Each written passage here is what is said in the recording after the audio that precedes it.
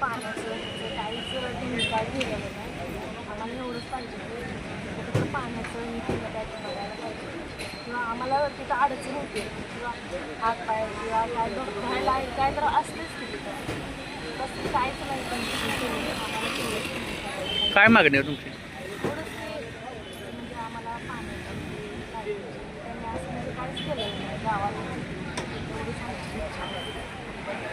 माझे नाव संगीता बापू ओवा. गेल्या 5-7 वर्षापासून आम्हाला ग्रामपंचायतकडून पिण्याचे पाणी थोडेसुद्धा नाही. आम्ही सरपंच साहेबांना वारंवार विनंती करून सुद्धा आम्हाला पाणी पिण्याचे थोडेसुद्धा नाही.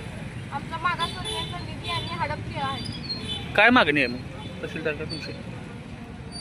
त्यांनी आम्हाला आमच्या पाहिजे त्या सुविधा पूर्ण कराव्या ही आमची मागणी आहे.